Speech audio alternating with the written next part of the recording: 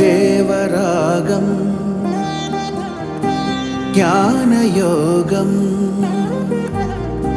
వ్యాసపీఠం బహువేదశాస్త్రం బోధామృతహిత శ్రీమన్నారాయణం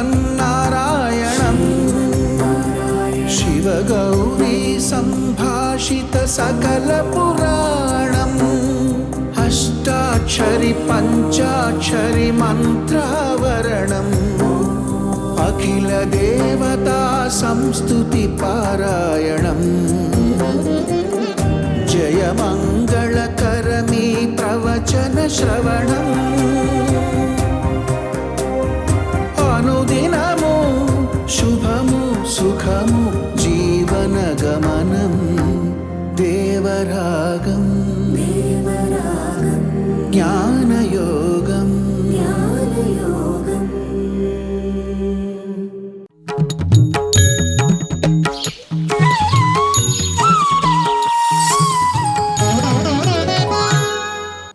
ఆపదామపహర్తారం దాతారం సర్వసంపదాం లోకాభిరామం శ్రీరామం భూయో భూయో నమామ్యహం.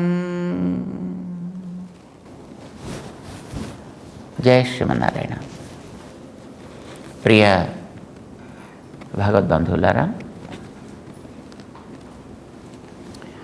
భగవద్గీత అందరి కోసం భగవంతుడు చెప్పాడు. ఇది కేవలం ఏ కొద్ది మంది కోసమనో చెప్పింది కాదు,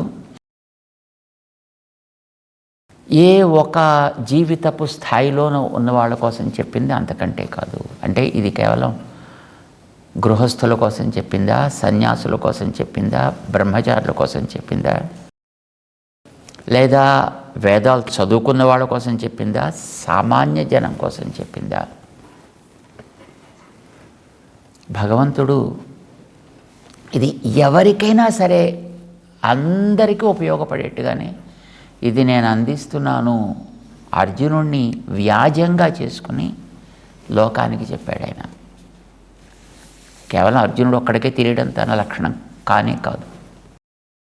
అయితే ఏదైనా ఒక దూడ ఉంటే ఆవు పాలిస్తుంది, కానీ ఆ పాలు కేవలం ఆ దూడ కోసం మాత్రమే కాదు, కొన్ని దూడకి, మిగతావంతా దాన్ని మిగతా పాలించే పాలకులకు కదా. పార్థో వత్సః కానీ సుధీహి భోక్త దుగ్ధం గీతామృతం మహత్. పార్థుడు కేవలం ఒక దూడ, కానీ దీని యొక్క తత్వాన్ని ఆస్వాదించే వ్యక్తి సుధీహి, బుద్ధిమంతుడెప్పుడో అలాంటి వాడికల్లా అందే పాలు గీతా అమృతం మహత్, అతి విలక్షణమైనటువంటి ఆత్మతృప్తిని కలిగించేటటువంటి శక్తి కలిగిన భగవద్గీత. ఈ మాట ఆయన అక్కడక్కడ చెబుతూనే ఉంటాడు. ఆయన ఇది నేను ఏ కొద్ది మంది కోసం చెప్పట్లేదు, ఆయన అందరి కోసం చెప్తున్నాను. భీష్మ పితామహుడు భగవన్నామాలను చెప్పేటప్పుడు, విష్ణు సహస్రనామాన్ని ఉపదేశం చేసేటప్పుడు తాని వక్ష్యామి భూతయే, వాడు ఒక ఉనికి కలిగిన వస్తువైతే చాలు, తరించాలనే రుచి కలిగిన వ్యక్తి అయితే చాలు. వాడు బ్రాహ్మణుడా, హరిజనుడా, దళితుడా, దీనుడా, పీడితుడా, తాడితుడా అనే ప్రశ్న లేదు. ఎవరికైనా సరే ఈ ఉదాహరణను తీసుకునే భగవద్ రామానుజ ఆచార్య స్వామి నారాయణ మహామంత్రాన్ని లోకానికి అందరికీ అందించగలిగారు. ఆయన ఆ రకంగా సమతామూర్తి కాగలిగారు. ఎందుకని? సమతామూర్తుల యొక్క ప్రేరణ వారికి పరిపూర్ణంగా లభించింది కనుక వారు సమతామూర్తిగా దానిని గోపురం ఎక్కి మంత్రాన్ని లోకానికి వెదజల్లగలిగారు. ఆ ప్రభావం చేతనే ఈవేళ మనం బ్రతకగలుగుతున్నాము, భగవంతుణ్ణి స్మరించగలుగుతున్నాము. కానీ అంతకుముందు ఎవరు కూడా ఇలాగ చెప్పిన వాళ్ళు లేరు.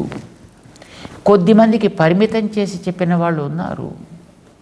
భగవంతుడు చెప్పలే, కానీ దాన్ని అందించేటటువంటి మహనీయులు మాత్రం దాన్ని కొద్ది మందికే అందించగలిగారు. దాన్ని అలా ఎలా చెప్తారండి మీరు అంటే, దీనికి ముందు వ్యాఖ్యాతలుగా ఉండేటటువంటి మహనీయులు శంకర భగవత్పాదులు లాంటి వాళ్ళు ఉన్నారు. 22వ శ్లోకంలో భగవంతుడు ఒక అద్భుతమైనటువంటి మాటని చెప్పాడు.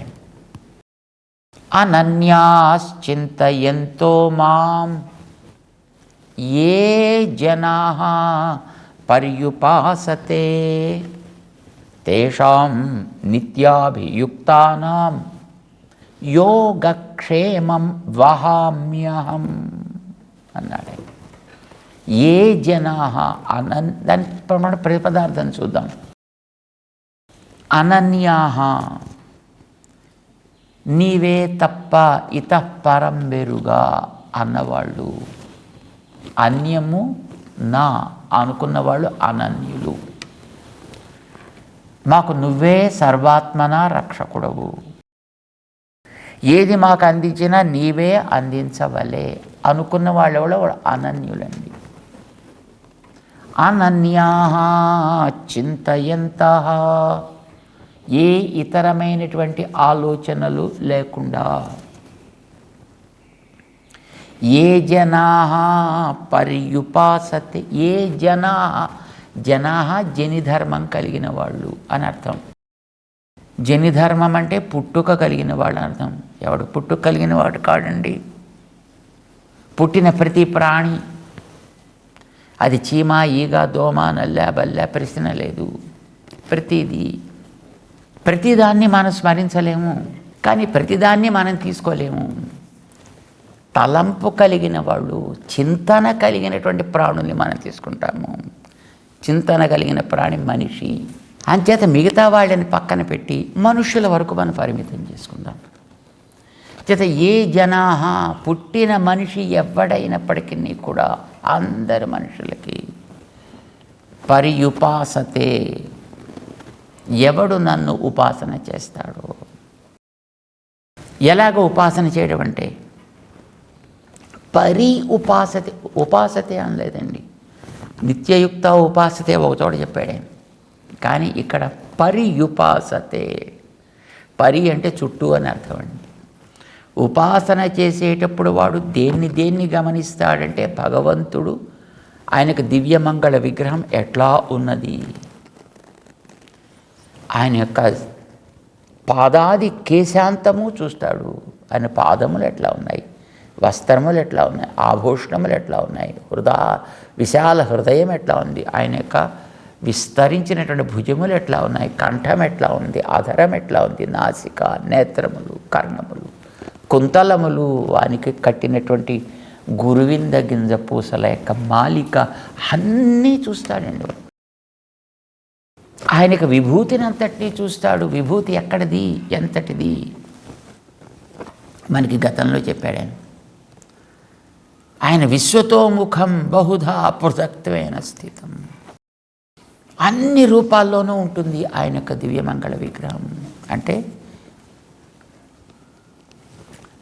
ఆయనది సకల నిత్య విభూతి యుక్తుడిగా ఎవడైతే పర్యుపాసతే ఆయనని ఉపాసన చేస్తాడో, అంటే ఆయన స్వరూప రూప గుణ విభూతులతో పాటు కలిసి ఎవడు ఉపాసన చేస్తాడో, ఆయన కళ్యాణ గుణములతో పాటు కలిసి, ఎలాంటి గుణాలు, సర్వమును కలిగిన వాడు కనుక ఆయనలో పరత్వం ఉంది. కానీ మనకి కూడా అందగలిగే అంత క్రిందకి వచ్చి, ఇప్పుడు అర్జునుడి ముందర కృష్ణుడుగా కూర్చున్నాడు, మన ముందర అర్చాగా కూర్చున్నాడు అంటే ఎంత సులభుడై వచ్చాడు, ఎంత ఉదారుడై ఉన్నాడు. కనుక పరత్వంతో, సౌలభ్యంతో, ఔదార్యంతో ఎన్ని దోషాలు మనలో ఉన్నాయి, ఈ దోషాలన్నీ కూడా తొలగించి మనను అనుగ్రహించగలిగేవాడు వాత్సల్యం అని అంటాము. తన దూడ వత్స యొక్క దేహానికి ఉండే మురికిని కూడా తొలగించి దాన్ని ఆదరించేటటువంటి ఆవులాగా మన మీద ఉండే దోషాలన్నింటినీ కూడా తానే తొలగించుకొని మనని అనుగ్రహించువాడు కనుక వాత్సల్యాది గుణములు కలిగిన వాడైన.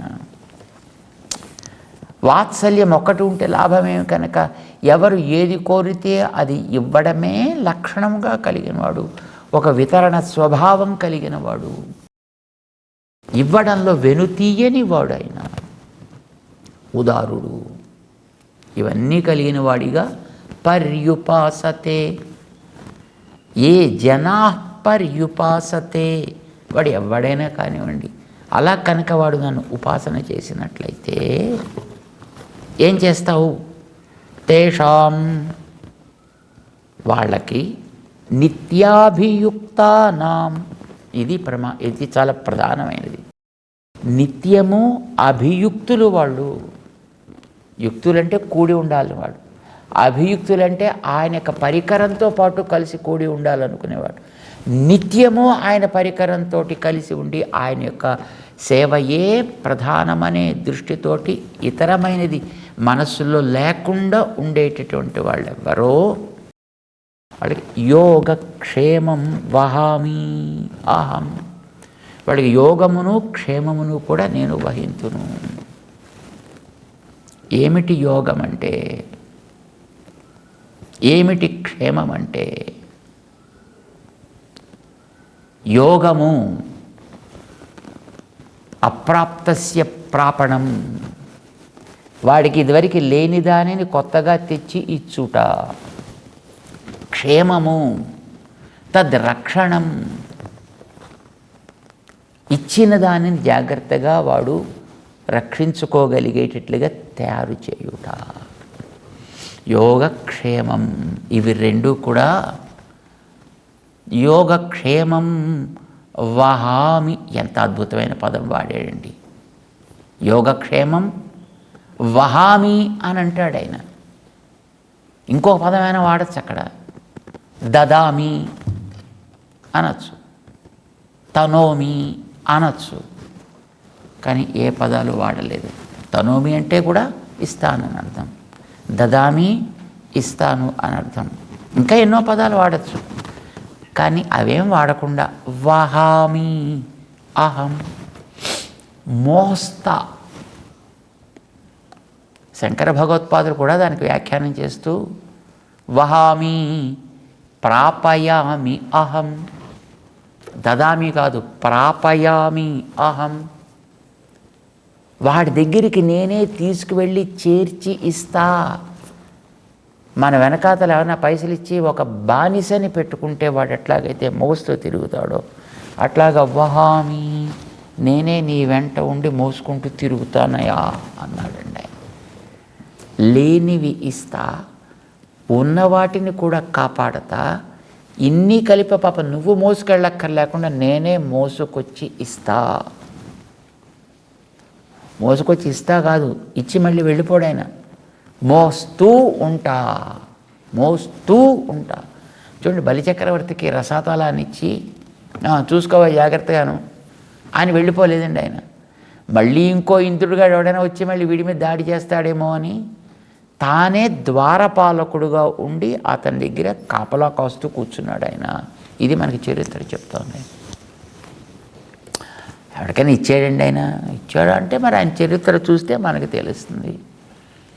ఆయన చరిత్రలో కుచేరుడికి ఇచ్చాడు ఆయన అని మనకి తెలుస్తోంది. కుచేరుడి కథ మనం వినుంటాం. పాపం ఎక్కడో పెద్దవాడు, బీదవాడు, బహుకుటుంబి, ధనం లేదు, కష్టపడుతున్నాడు. ఈయన చూస్తే ద్వారకలో ఉన్నాడు, ఆయన చూస్తే ఎక్కడ కాశీ దగ్గర, ఉజ్జయిని దగ్గర, లేకపోతే మధుర దగ్గర ఎక్కడో ఉన్నాడు ఆయన. ఎందుకంటే చిన్నప్పుడు ఈయన ఉజ్జయినిలో చదువుకునేటప్పుడు ఇద్దరు మిత్రులు,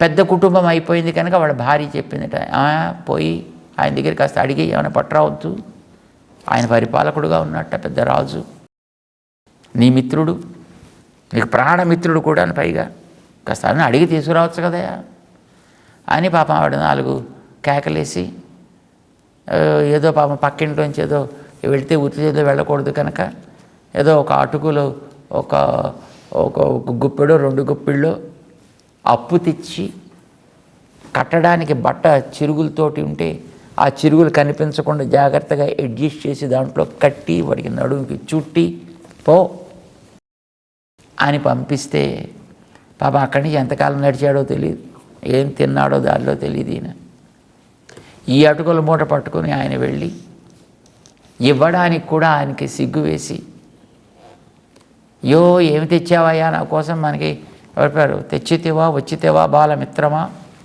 ఏమి తెచ్చితివి నాకు చెప్పుమా. పాపం ఇవి తెచ్చానని చెప్పడానికి కూడా ఆయనకి మొహబాటం, మొహం చెల్లక అయ్యో అని పాప ఆయన ముడుచుకుపోతుంటే పాపం ఈయనే గబగబా తడివేసి అదేదో మూట దొరికితే, ఇదేదో ఉందే ఇక్కడ, నా కోసం నువ్వు ఏదో తెచ్చావే ఇక్కడ అని పాపం ఆయనే దాన్ని తీసుకొని ఆ మూట విప్పితే ఎప్పటి అటుకులో తెలియదు, అది అసలు తెచ్చిందే పక్కింటి తెగించి ఆ వాళ్ళు ఎప్పుడు చేసి పెట్టారో తెలియదు. అవన్నీ మొక్కిపోయి మూట విప్పితే వాసన వస్తుంటే అవి ఆయన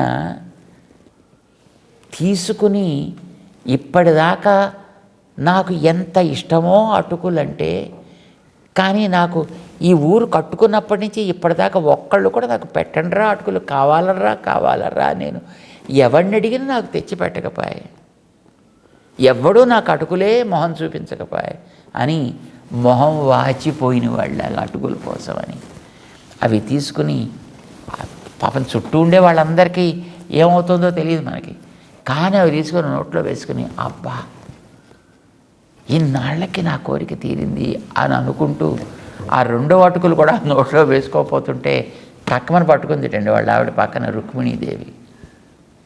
ఏమిటయ్యా పైత్యం, ఏం చేస్తున్నావు నువ్వు, ఒక పిడికెడు తీసుకున్నావు, మొత్తం ఇవ్వాల్సిన మొత్తం సకల విభూతులు ఆయన పరం చేశావు, ఇంకా మిగిలింది నువ్వు నేను మిగిలామా, ఈ రెండోది పోసుకున్నావంటే నోట్లో నువ్వు నేను ఇంకా ఆయన వెనకాతల ఆయన చెంబు ఈ మూటా పట్టుకొని వెనకాతల సేవకులాగా మన ఇద్దరం తిరగాల్సి వస్తుందా, చాలే ఇచ్చింది చాలు ఇంకా ఆపు అని ఆవిడ ఆపింది. అలమేతావత అంటున్నాను. సరే పాపం ఆపాడు ఆయన. సరే ఈయనకి చక్కగా పాదపూజ చేశాడు, చక్కగా కొత్త బట్టలు పెట్టాడు, చాలా సంతోషం అన్నాడు. ఇంక వెళ్ళొస్తా అన్నాడు. 2 రోజులు అయిపోయింది, 3 రోజులు అయిపోయింది. ఈయనకి చెప్పాలంటే పాపం నోరు రావట్లేదు. తనకి ఏదో పైసల కోసం వచ్చాడు ఈయన, అసలు వచ్చిన విషయం మర్చిపోయాడు. ఆయన ఎన్నో మర్యాదలు చేశాడు, మర్యాదలన్నీ పుచ్చుకున్నాడు. చాలా అసలు సంతృప్తి అయిపోయింది. అసలు ఏమీ మాటలు రావట్లేదు, అడగడానికి వచ్చాననే విషయం కూడా మర్చిపోయాడు. సరే ఇంక వెళ్ళొస్తానన్నాడు. అంటే సరే చక్కగా వెళ్ళి రావయ్యా అన్నాడు. పాపం ఊరి చివరిదాకా వచ్చాడు, సాగనంపాడు. ఈయన మా నాన్న ఈయన నడుచుకొని బయటికి వెళ్ళిపోతున్నాడు. ఇంకా ఆయన అక్కడి నుంచి వెనక్కి వెళ్ళిపోయాడు.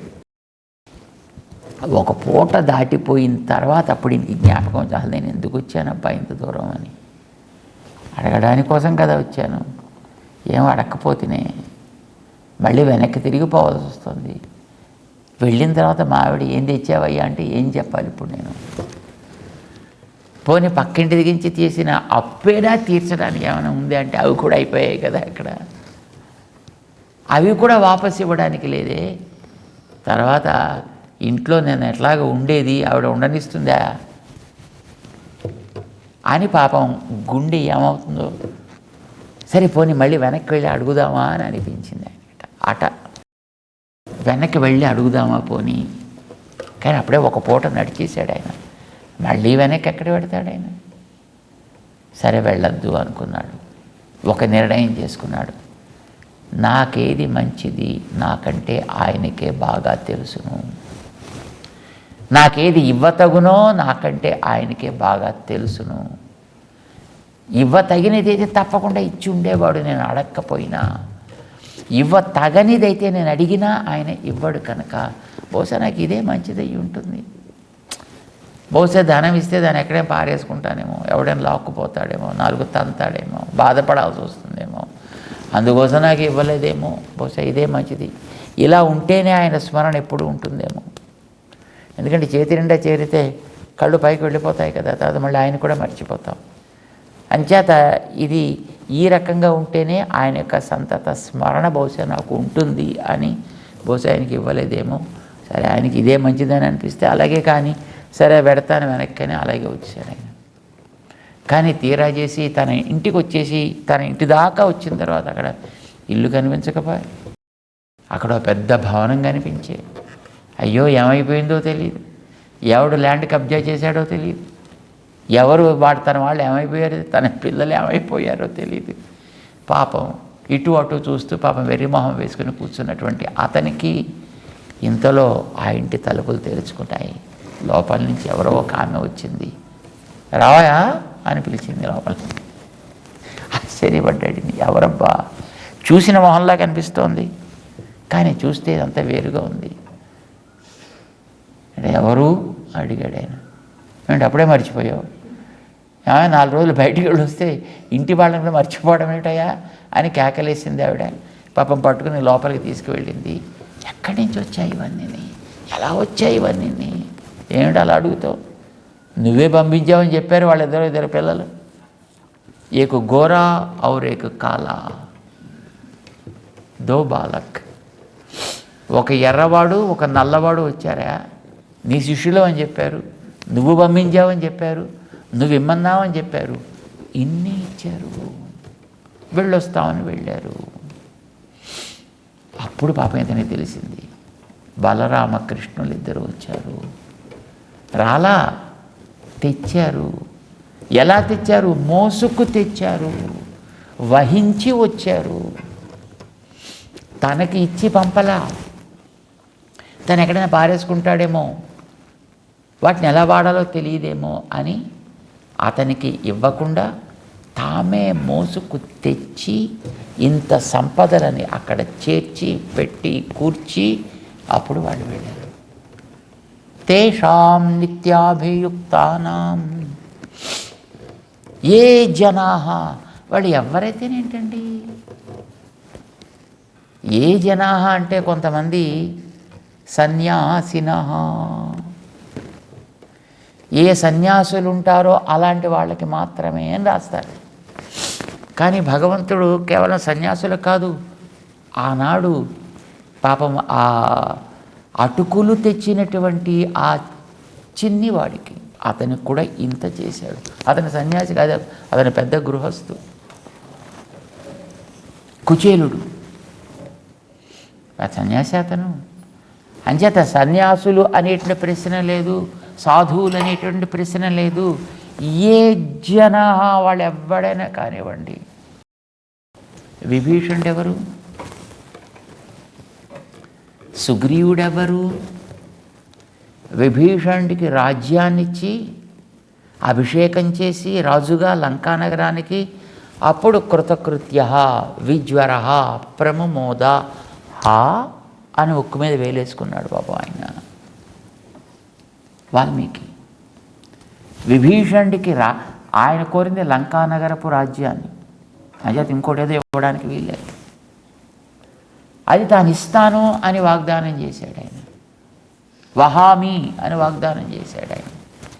అందుకోసమనే అతనికి అవరోధాలు తీర్చి రాజుగా తనకే రాజ్యం వస్తే వచ్చే, లేకపోతే పాయ్, తాను వెనక్కి వెడితే వెళ్ళే, లేకపోతే మానే, కానీ తను ఆశ్రయించుకున్న వాడికి మాత్రం మొట్టమొదట ఇవ్వవలే. అంచేత అభ్యషిచ్య చ లంకాయాం రాక్షసేంద్రం విభీషణం, ఆయన అభిషేకం చేశారు. కృతకృత్య, చెయ్యాల్సిన ఇప్పటికి పూర్తయింది అని అప్పుడు అనుకున్నాడు. విజ్వర, అప్పటిదాకా పాపం మనసులో బెంగే ఆయనకి, ఏమైతే కోరిక తీర్చుతానో తీర్చగలనో తీర్చలేనో అని. ప్రముమోద, ఓ బ్రహ్మాండంగా ఆనందించాడు ఆయన అని అంటారు. ఆయన రాక్షసుడు, సుగ్రీవుడు జంతువు, పోగొట్టుకున్న రాజ్యాన్నిచ్చాడు, కోల్పోయిన బంధువులనిచ్చాడు, కోల్పోయిన సుఖాలనిచ్చాడు, చరిత్రలో శాశ్వతంగా నిలిచిపోగలిగే స్థానాన్నిచ్చాడు. అతని బంటుకి, తన ఆత్మకి సమానమైనటువంటి ఆరాధనలు జరిగేటట్లుగా ఆంజనేయుడిని తయారు చేశాడు. ఆయన్ని తనకి గార్డియన్గా భావించుకున్నాడు. యోగక్షేమం వహామి, వాళ్ళ యోగక్షేమం లేనివిస్తా, ఉన్న వాటిని కాపాడుతా, వాటన్నిటినీ నా బాధ్యతగా ఇస్తా అవి ఉండేటట్టు చేస్తా. ఇది ఆయన చెప్పింది. మహాత్ముల విషయంలో తనకుండేటువంటి నిరతిశయమైనటువంటి ప్రీతిని ఆయన ఈ శ్లోకంలో చూపిస్తాడు. 22వ శ్లోకంలో 9వ అధ్యాయంలో అనన్యాశ్చింతయంతో మాం అని అంటున్నాను. ఇదంతా నా బాధ్యతగా నేను చేస్తా, అహం. ఇది చెప్పింది. అంటే వాళ్ళు ఆయన యొక్క ఆ విశ్వతోముఖమైనటువంటి వైభవాన్ని వాళ్ళు దర్శిస్తారు, ఆయన పృథక్త్వాన్ని దర్శిస్తారు. కనుక వాళ్ళకి ఈ రకమైనటువంటి సుఖాన్ని తాను కలిగిస్తా అని చెబుతూ మహాత్ముల యొక్క వైభవాన్ని క్రమంగా ముందుకు వెడుతున్నాడు. మిగతా వాళ్ళు ఎందుకోసం ఈ రకమైన స్థితిని పొందలేకపోతారు మరి అది కూడా తెలియాలి కదా. మిగతా వాళ్ళు ఎందుకోసం కోల్పోతున్నారో కూడా తెలియాలి. దీన్ని కూడా ఆ పైన తెలియజేస్తాడు. ఎలా తెలియజేస్తాడో తెలుసుకునే ప్రయత్నం మనం కూడా చేద్దాం. 9వ అధ్యాయం ఈ రకంగా చాలా ప్రధానమైనటువంటి అధ్యాయం. భగవంతుని యొక్క వైభవాన్ని మనకి చాలా చక్కగా ఆయనలో ఉండే సుగుణాలని మన దాకా అందించేటటువంటి అతి చక్కటి అధ్యాయం. దాంట్లో మనం ఉన్నాం. తత్సారాన్ని చక్కగా తెలుసుకునే ప్రయత్నం చేద్దాం. జై శ్రీమన్నారాయణ.